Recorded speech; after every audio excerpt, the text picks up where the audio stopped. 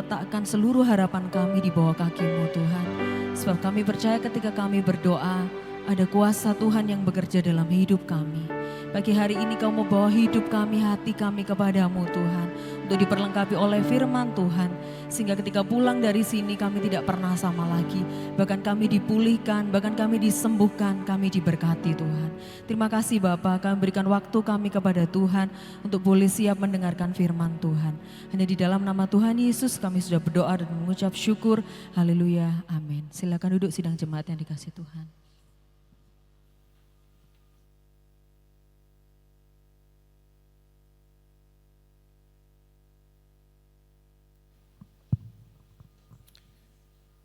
Salam Bapak Ibu. Ya, selamat pagi dan salam sejahtera buat kita semua. Tampilannya belum ya? Bentar ya.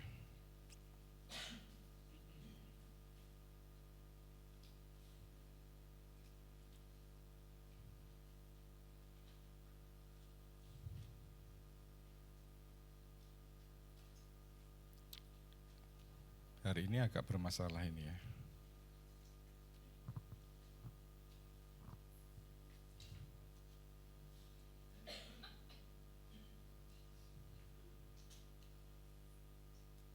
Saya kirimkan filenya aja ya. Agak sabar ya Bapak Ibu ya.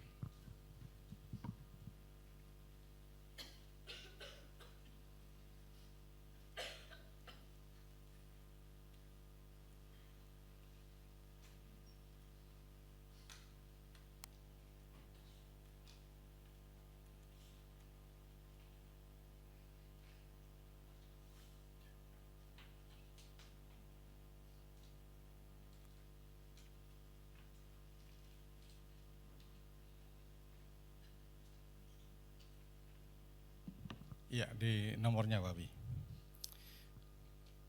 Baik Bapak Ibu yang dikasihi oleh Tuhan, mari kita bersama-sama membuka Alkitab kita.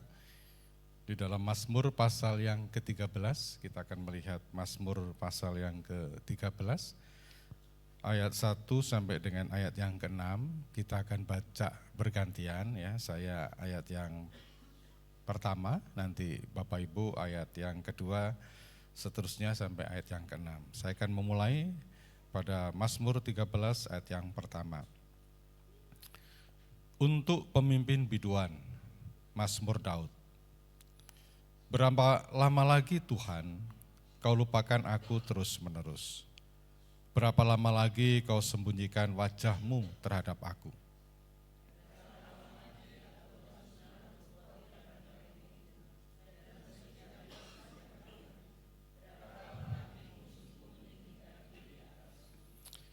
Pandanglah kiranya, jawablah aku ya Tuhan Allahku. Buatlah mataku bercahaya, supaya jangan aku tertidur dan mati.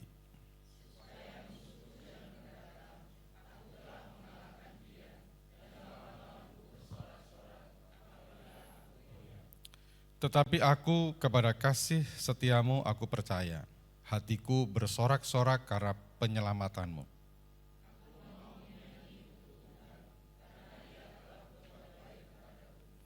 Amin. Bapak Ibu yang dikasihi Tuhan, hari ini firman Tuhan berjudul Beriman Saat Tuhan Terasa Jauh. Sekali lagi ya, beriman saat Tuhan terasa jauh. Pernah enggak ya Bapak Ibu merasakan ketika berdoa sekian lama, menyembah Tuhan, ya, mengharapkan pertolongan Tuhan, tetapi pertolongan itu tidak pernah muncul.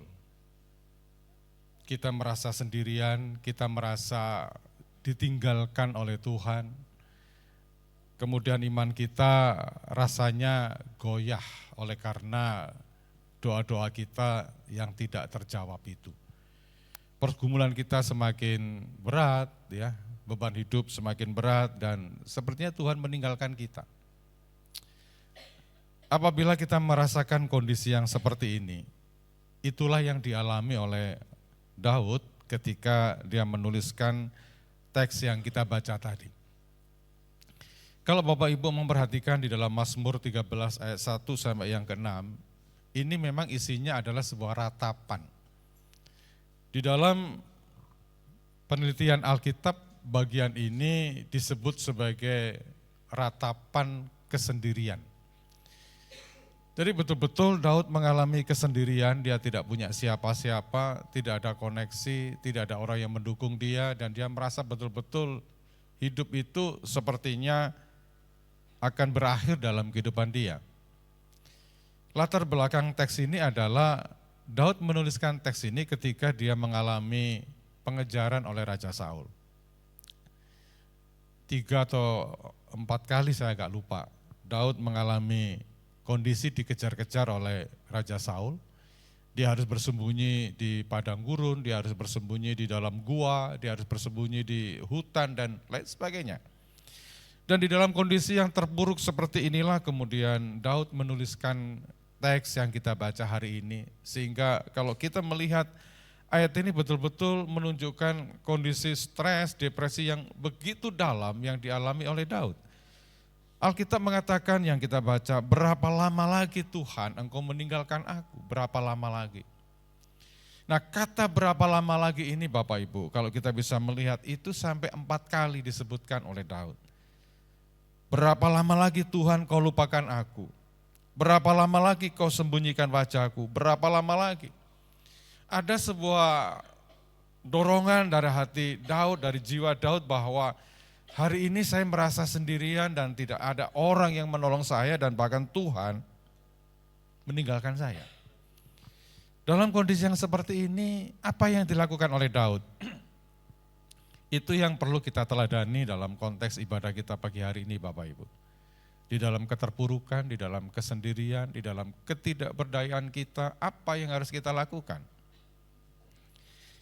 Kalau kita membacakan teks ini, ada 3 hal yang perlu kita pahami. Mungkin slide 1. Ya. Kalau kita melihat di dalam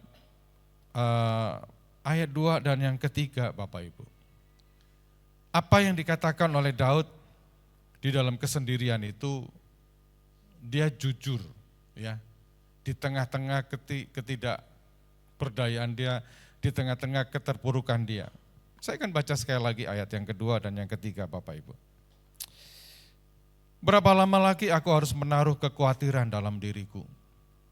Siapa yang gak khawatir kalau sendirian? Dan bersedih hati sepanjang hari. Berapa lama lagi musuhku meninggikan diri atasku? Pandanglah kiranya. Jawablah aku ya Tuhan, Allahku.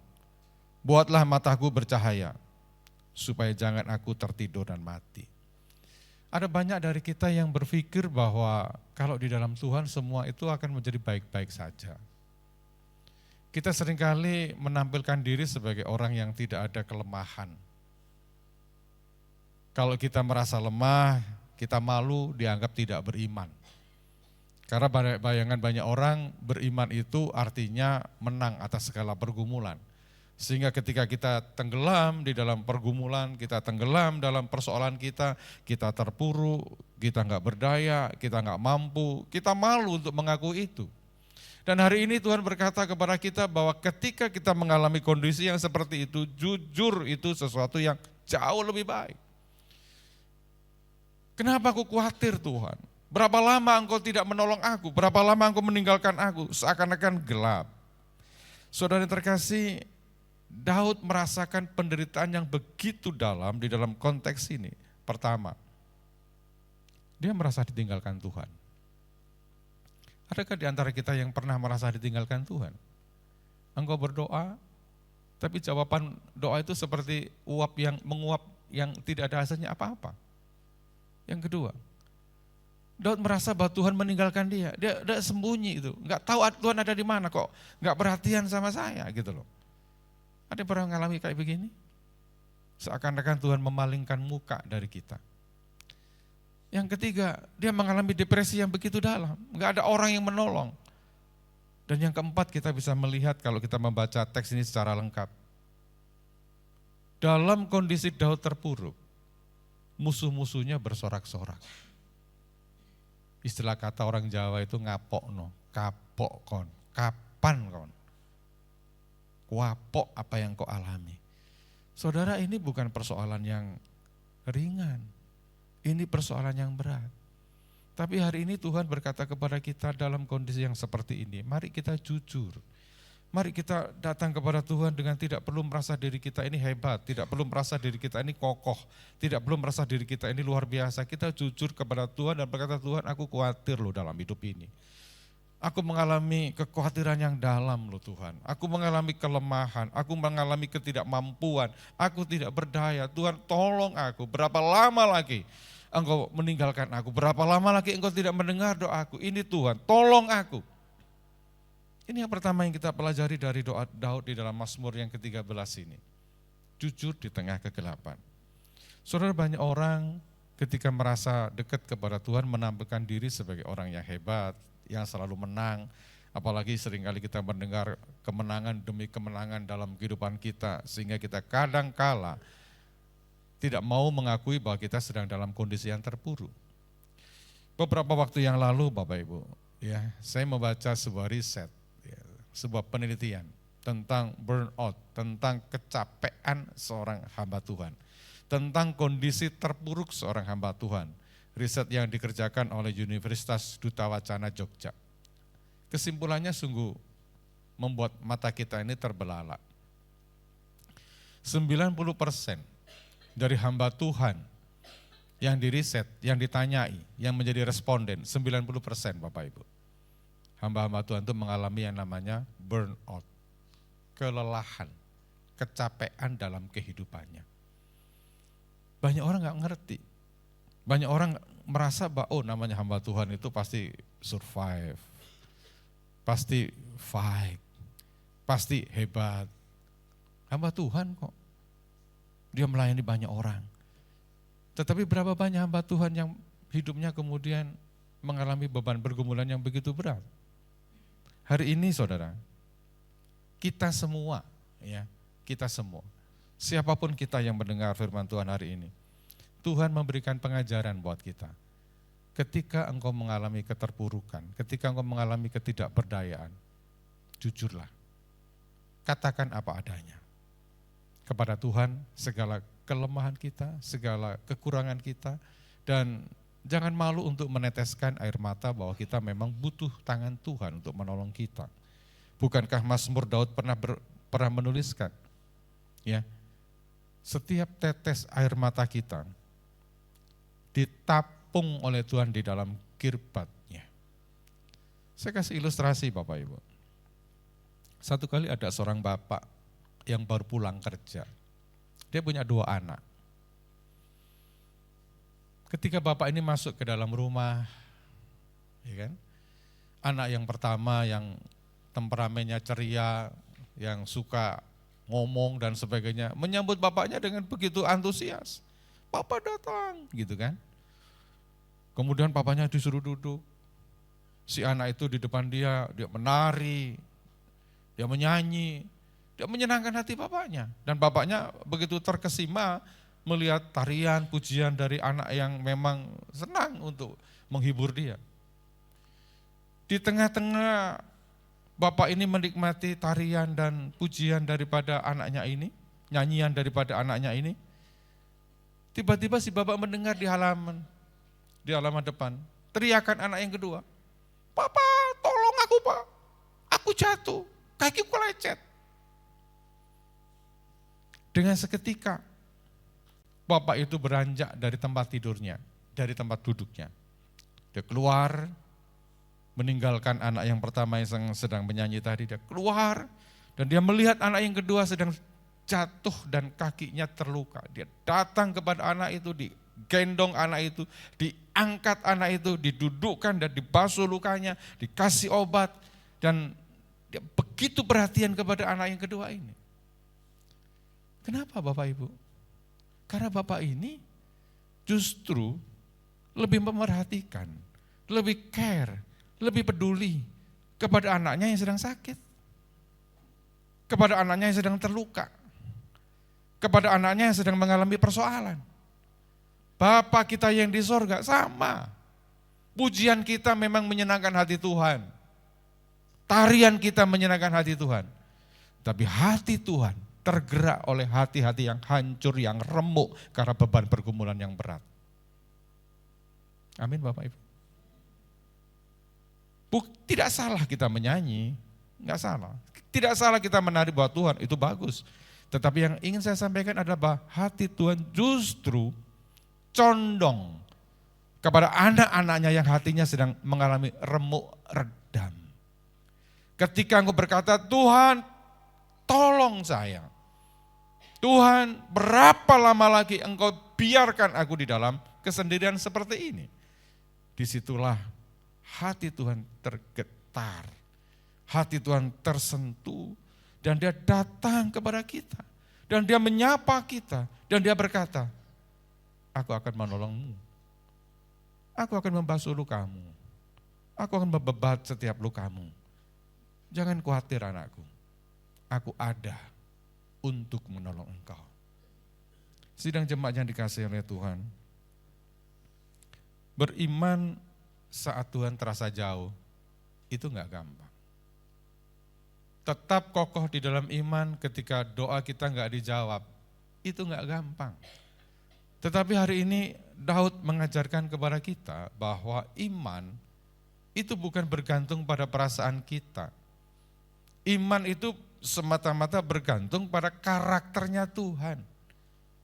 Pada janji setia Tuhan kepada kita.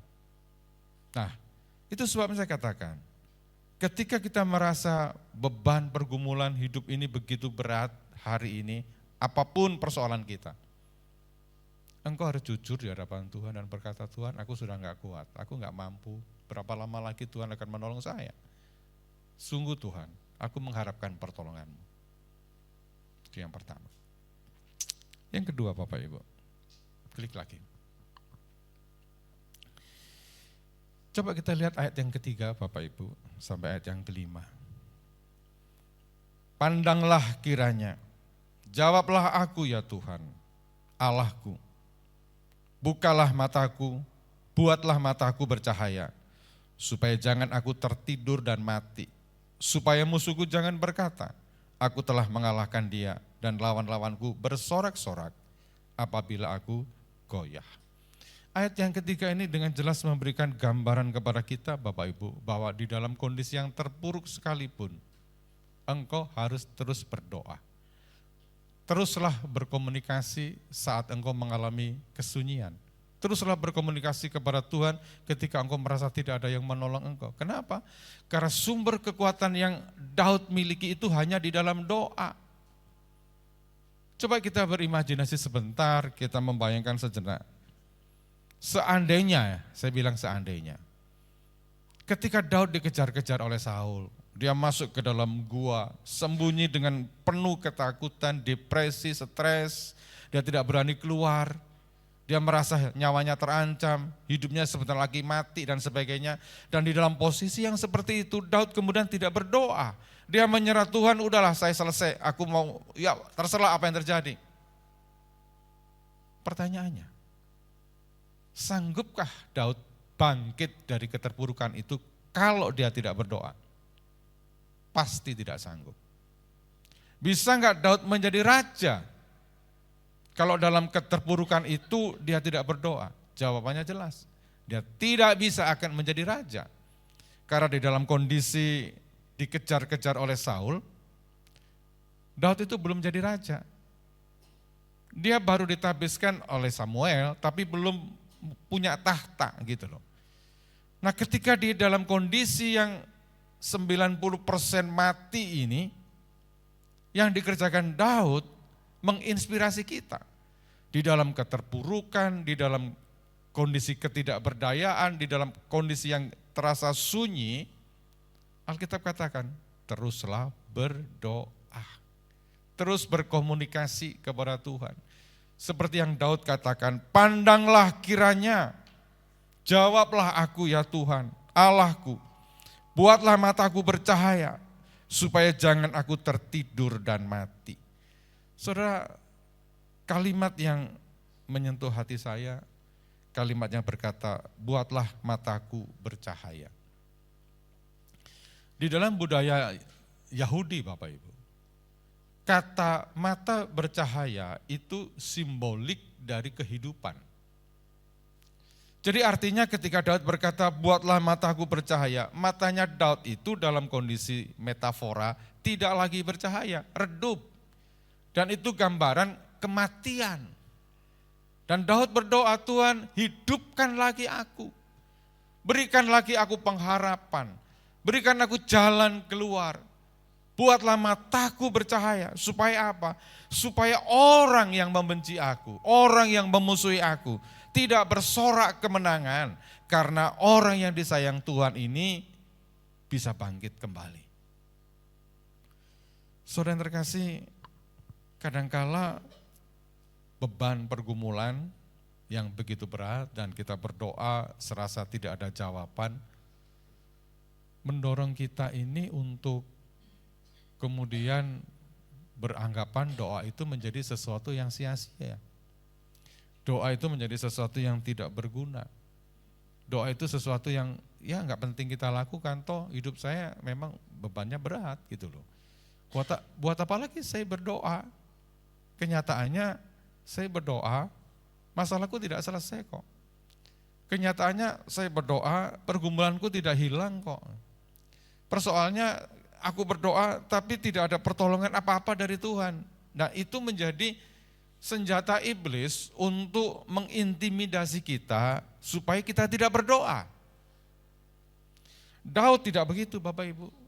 Bahkan dalam kondisi terpuruk sekalipun, Daud terus berdoa. Terus berkomunikasi dengan Tuhan. Walaupun dia di dalam kesunyian yang paling pekat di dalam kehidupan dia. Tuhan, pandanglah aku. Jawablah aku. Bapak Ibu, sebagai hamba Tuhan di tempat ini, saya ingin saran buat seluruh sidang jemaat. Pergumulan apapun yang engkau alami, jangan lupa untuk berdoa. Amin. Jangan lupa untuk berdoa. Jangan lupa untuk mengeluh. Jangan lupa untuk berkeluh kesah kepada Tuhan. Dan berkata, Tuhan hidupku ini sungguh sangat berat, tolong saya Tuhan. Sama seperti seorang anak Bapak Ibu. Anak itu kalau punya persoalan kan lari kepada orang tuanya. Semakin banyak masalah yang dihadapi anak itu, semakin sering dia datang kepada orang tuanya. Dia merengek. Dia minta. Makanya Tuhan seringkali berkata begini, orang beriman yang benar itu haruslah menjadi seperti seorang anak. Apa artinya menjadi seorang anak? Seorang anak adalah orang atau anak itu adalah seseorang yang menggantungkan hidupnya sepenuhnya kepada orang tuanya. Anak itu nggak ngerti apa-apa. Anak itu nggak berdaya apa-apa. Yang dia ketahui anak itu apa? Minta. Dia pingin permen, dia minta. Dia mau makan, dia minta. Dia pingin baju baru, dia minta. Itu anak. Mentalitas seorang anak adalah hidupnya bergantung sepenuhnya kepada anak. Beda dengan orang dewasa. Pingin baju, dia kerja. Dapat uang, dia beli. Pingin makan, dia usaha. Dia beli, dia makan. Dewasa itu gambaran dari sebuah kemandirian. Enggak butuh kepada orang tua. Itu gambaran kata dewasa. Tapi anak beda Bapak Ibu. Apapun kebutuhannya, anak itu selalu minta kepada orang tuanya. Dan hari ini Bapak Ibu saya ingin sampaikan buat sidang jemaat. Tuhan rindu kita punya sikap seperti seorang anak. Amin. Tuhan rindu. Sudah berapa lama di antara kita yang gak pernah datang di kaki Tuhan dan memohon kepada Tuhan dengan perlu kerendahan hati Tuhan, saya butuh ini, saya butuh itu, saya berharap ini. Sudah berapa lama kita jauh dari Tuhan? Sudah berapa lama kita tidak bermesra, bermanja-manja kepada Tuhan? Kita merasa mampu mengatasi hidup kita sendiri, kita merasa mampu melakukan apa yang bisa kita kerjakan, kita merasa hebat. Hari ini firman Tuhan berkata beda kepada kita Bapak Ibu. Teruslah berkomunikasi dengan Tuhan. Mintalah apapun kebutuhan kita, bahkan yang paling kecil sekalipun. Minta. Karena ketika engkau minta kepada Tuhan, ketika engkau berkeluh kesah di hadapan Tuhan, suaramu itu suara yang dirindukan Tuhan. Suara yang begitu merdu di telinga Tuhan. Dia akan senang, dia akan berbangga, anakku masih mengingat aku. Bapak Ibu kalau sudah punya anak beranjak dewasa, pasti memiliki perspektif yang berbeda kepada anak, ya kan? Kalau anak yang gede, yang udah besar, udah kerja, itu pasti kebergantungan kepada orang tuanya itu sudah mulai tipis. Karena dia sudah mulai kerja, dia punya penghasilan, ya kan? Dia tidak manja-manja lagi seperti dulu. Bahkan kadang-kadang omongannya jengkelin gitu ya. Ini yang sudah dewasa gede itu supaya tersinggung gitu loh ya. Ya udah merasa udah punya penghasilan, sudah punya kekayaan sendiri. Gitu. Kadang-kadang omongannya kepada orang tua itu tidak lagi menyenangkan gitu. Tapi coba perhatikan anak-anak kecil. Aduh manjanya minta ampun kan anak kecil. Kalau minta permen gitu, mau belikan permen mah. Gitu. Belikan mainan. Gak dikasih manja-manja nangis. Saudara, orang tua yang sehat pasti senang dengan rengekan anak-anak yang seperti ini. Hari ini saya ingin mengatakan buat Bapak Ibu, Tuhan masih rindu rengekan kita. Amin. Amin. Tuhan rindu. Jangan merasa hebat di hadapan Tuhan, jangan merasa kuat, jangan merasa engkau sanggup melakukan segala sesuatu. Tetaplah berdoa kepada Tuhan di dalam kondisi-kondisi yang terburuk. Kenapa? Perhatikan yang ketiga ini. Saya akan bacakan ayat yang kelima Bapak Ibu. Tetapi aku, kepada kasih setiamu aku percaya. Hatiku bersorak-sorak karena penyelamatanmu. Aku mau menyanyi untuk Tuhan, karena ia telah berbuat baik kepadaku. Sidang jemaat yang dikasihi oleh Tuhan, tetap beriman, walaupun Tuhan terasa jauh pada konteks ini. Kita disuruh oleh Tuhan untuk bersandar terus pada kasih setia yang kekal. Perhatikan ayat yang kelima ini. Apakah persoalan Daud sudah selesai? Belum. Apakah dia sudah memenangkan pertempuran dengan Saul? Juga belum. Apakah dia sudah keluar dari dari gua persembunyiannya dia? Belum Bapak Ibu. Kondisi Daud tetap sama. Masih dalam keterpurukan, masih di dalam kelelahan, masih dalam ketidakberdayaan. Tetapi di dalam keterpurukan itu, di dalam ketidakberdayaan itu, ayat kelima berkata kepada kita, tetapi aku. Apa makna kata tetapi? Kalau boleh saya rangkai, walaupun aku masih terpuruk, walaupun aku masih dalam kondisi yang kalah, walaupun aku dalam macam-macam, ayat kelima berkata begini, tetapi aku. Tetapi itu kan sebuah kata yang menghubungkan dua situasi yang berbeda. Walaupun yang tadi, tetapi aku. Apa? Kepada kasih setiamu aku percaya. Hatiku bersorak-sorak karena penyelamatanmu. Saya mau tanya, Tuhan sudah menyelamatkan Daud? Belum. Tapi kenapa Daud berkata, hatiku bersorak-sorak karena penyelamatanmu? Daud sedang beriman ke depan. Hari ini aku memang terpuruk, hari ini aku memang mengalami kekalahan, hari ini aku memang tidak berdaya, tapi aku tahu, aku punya Allah yang luar biasa. Di depan engkau pasti menyelamatkan aku. Kenapa Bapak Ibu?